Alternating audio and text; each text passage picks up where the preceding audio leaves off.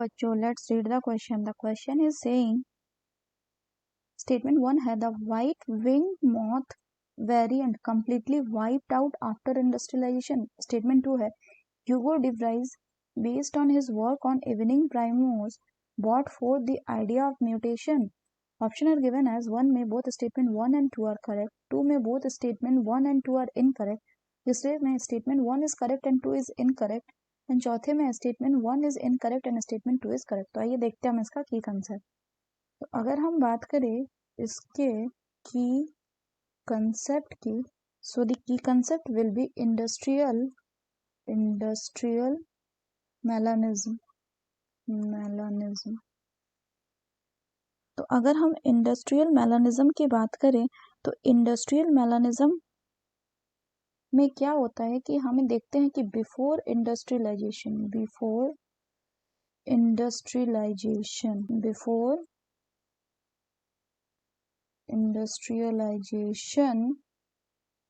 यानी इंडस्ट्रियलाइजेशन से पहले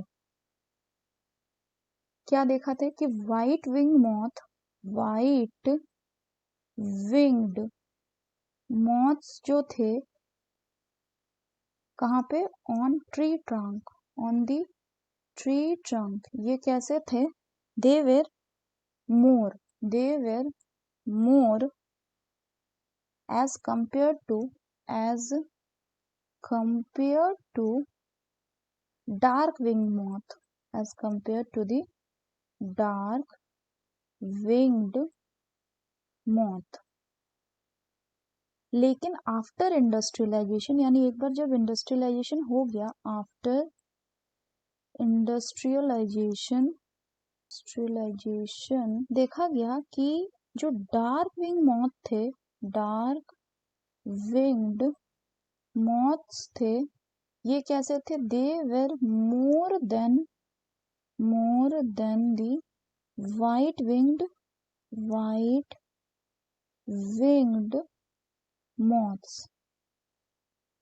अब अगर हम इसका एक्सप्लेनेशन की बात करें तो इसमें एक्सप्लेनेशन क्या दिया गया बच्चों, इसमें एक्सप्लेनेशन दिया गया कि प्रेडेटर्स जो है वो मॉथ को पहचान लेते हैं अगेंस्ट द कॉन्ट्रास्टिंग बैकग्राउंड.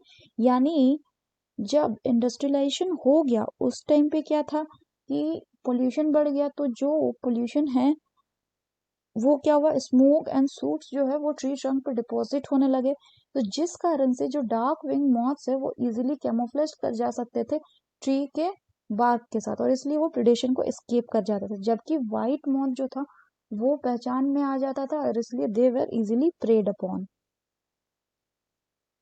जबकि इंडस्ट्रियलाइजेशन से पहले व्हाइट कलर लाइकेन जो होते थे वो ट्री ट्रंक्स को कवर करके रखते थे. क्यों? क्योंकि तब पॉल्यूशन नहीं था, तो इसलिए जो व्हाइट कलर मॉथ थे वो इजीली कैमोफ्लेज कर पाते थे इंडस्ट्रियलाइजेशन से पहले और वो प्रेडेशन को एस्केप कर पाते. तो यहाँ पे हम क्या देख रहे हैं कि इन्वायरमेंटल कंडीशन के हिसाब से जो फेवरेबल ट्रेड्स है उसको नेचर सेलेक्ट कर रही है. यहाँ पे ये भी देखने को मिला कि जिन एरिया में इंडस्ट्रियलाइजेशन नहीं हुआ था यानी रूरल एरियाज में, वहां पे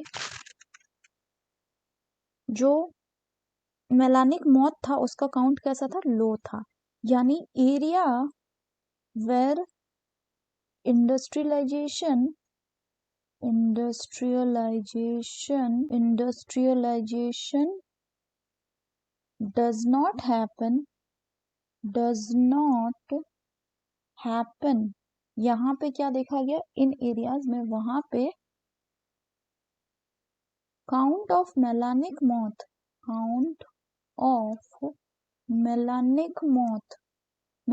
मॉथ मतलब डार्क विंग्ड मॉथ ये कैसा था, ये लो था, वॉज लो. तो इससे क्या कंक्लूजन दिया गया कि जो मिक्स्ड पॉपुलेशन होगा उसमें से, जब मिक्स्ड पॉपुलेशन प्रेजेंट होगा तो उसमें से दोज जो कि बेटर अडेप्ट एंड सर्वाइव कर सकता है और अपने पॉपुलेशन को इंक्रीज कर सकता है वही सर्वाइव करेगा. यहाँ पे ये ध्यान रखने की बात है कि कोई भी वेरिएंट जो है कंप्लीटली वाइट आउट नहीं हुआ. तो अगर हम बात करें फर्दर क्वेश्चन की तो पहले बोल रहे हैं कि white wing moth variant completely wiped out after industrialization. तो बिल्कुल गलत है कि व्हाइट विंग मॉथ जो है after industrialization completely wiped out नहीं था, उनका नंबर जरूर कम हो गया था लेकिन कंप्लीटली वाइप्ड आउट नहीं था।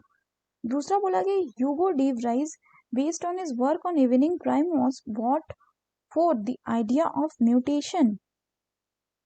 तो अगर हम फर्दर बात करें तो होता क्या है कि ह्यूगो डी व्राइज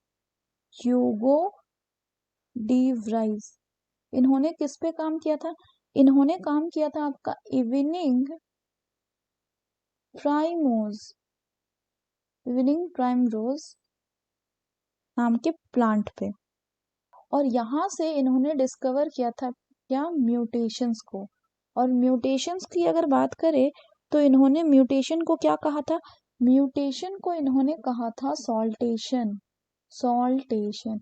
एंड इनका मानना था कि इन्हीं म्यूटेशन के कारण ही, यानी सॉल्टेशन के कारण ही किसी भी पॉपुलेशन जो है उसमें क्या आता है? पॉपुलेशन में वेरिएशंस आते हैं, और इन वेरिएशंस की वजह से स्पेशिएशन होता है।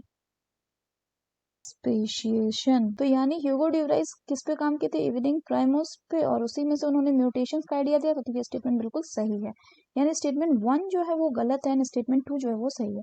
The correct option will be option 4, that is statement 1 is incorrect and 2 is correct. So that's all for the question बच्चों. Hope you understood it well. Best of luck.